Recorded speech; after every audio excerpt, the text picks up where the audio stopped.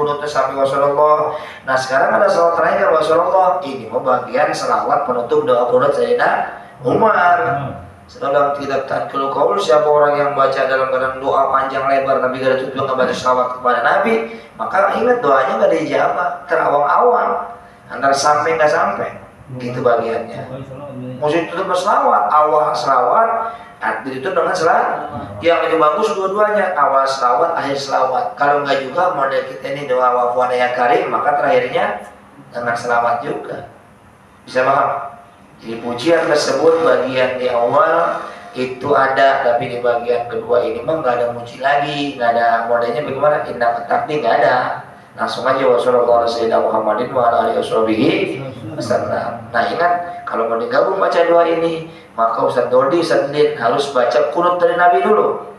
Jangan langsung kunut Sayyidina Umar. Walaupun boleh, tapi hukumnya sunnah untuk dia dulukan kunut Nabi dibanding kunut Sayyidina Umar. Sampai sini Pak.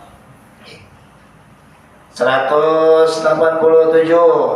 An ya'tiya, sunnah dia membaca bisolati, baca sholawat wassalam dan salam ala Nabi SAW, atas Nabi SAW wa alihi dan keluarganya wa sahbihi dan sahabatnya.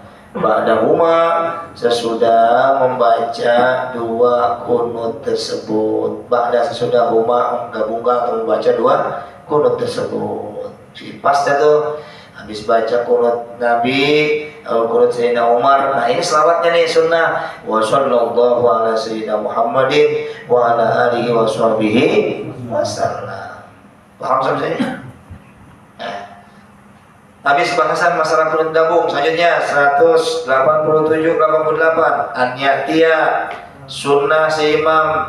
An ya'tiya imam, sunnah imam membaca bilafzil kunut dengan lafaz kunut, dengan lafaz doa kunut, bilafzil jam'i dengan lafaz jama'. Artinya asalnya ni jadi nah, sunnah tuh. Nanti pas selamat kau jadi imam, tadi sendirian nih pas subuh, tiba-tiba ngikut istri. Pas selamat sengaja nggak kebangunin, karena isi kan capek. Coba emang mesen, Bi, bangunin saya dari mulai pas awal subuh. Kalau nggak ya dilambatin nggak apa-apa. Perempuan capek kan bagiannya. Jadi bagiannya yang penting subuh mah kalau melihat dari sisa hadis Nabi agak-agak diaspir, agak-agak diterangin dikit gitu. Kalau bagi perempuan mah ada capek Pak. Kalau begadang nyiapin sarapan, ternyata istri pas selamat bangun ngikut dari belakang takbir Allahu Akbar di rakaat kedua. Selamat dalam keadaan selesai baca rakaat kedua itu misalkan anggap duha. Amma bi'ni'mati rabbika fahadits, istri masuk. Maka tadi awalnya sendiri pas bangun dari ruku, ya Allahu liman hamidah, kunut kebaca langsung jamaah. Kalau gitu mungkin jelas dengan rakaat nggak dapat rakaat dah. Pas selamat lagi ruku, Allahu Akbar. Istri ngikut ya, tiba-tiba takbir langsung ruku. Tapi ternyata nggak dapat rakaat karena pas selamat naik istri baru takbir. Istri dalam keadaan pas selamat naik baru takbir.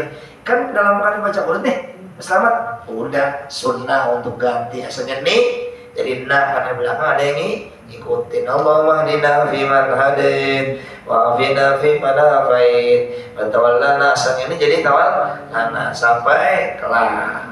Paham sampai? Begitu sunnahnya ternyata. Kalau memang jadi imam.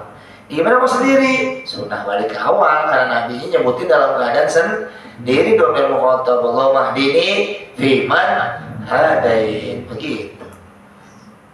Paham kira-kira kan ya? Iya mesti begitu. Kalau nggak dalam keadaan ngeliat nih, nggak ada masalah. Tiba-tiba nggak ada yang tahu. Dia bertakbir pelan, kesalahan terjadi dengan jalan nyolek dia juga enggak. Tiba-tiba belakang ada 3 orang, kita baca Allahumma hdini, ya nggak salah. Biarkan nggak apa-apa. Toh bagiannya Bang Nabi juga awalnya Allahumma hdini. Oh tiba-tiba dia ada sadar nih, kayak di belakang ada dalam keadaan ngikutin. Karena pas bangun ada suara juga Allah. Nah, bacanya Allah wahdina fiman wafina fiman. Tapi ternyata pas assalamualaikum, assalamualaikum. Tadi mana ada orang kayaknya kagak ada ini. Udah nggak jadi salah. Itu biasanya kalau itu salah jin tuh yang ikut. Jin ikut sholat. Tapi catatan jin muslim nggak bakal sholat kalau imamnya belum nggak ikut. Tahu dia ya. Pas baca Fatihahnya walat, lidnya batal dia bolak lagi. Begitu ngopi, nggak jadi ikut. Pas bangun dari ruku nih pas lama pada bunyi sih. Ya Allah, beriman Rabbana. Wah, ada suara banyak gitu tuh. Seperti kejadian Nabi di masjid jin kan, banyak ngikutin, baca Allah hadir. Tapi pas lama lah, apa ini? Nggak masalah. Habis diganti ternyata nggak ada orang. Ya, ikut jin. Tapi catatan jin mah ingetin tidak akan pernah ikut kepada imam, kepada orang yang diikutin atau kepada pengajian yang pengajiannya tidak sesuai dengan syariat Nabi. Ingat cerita orang tua waktu itu. Dia nggak tahu kali.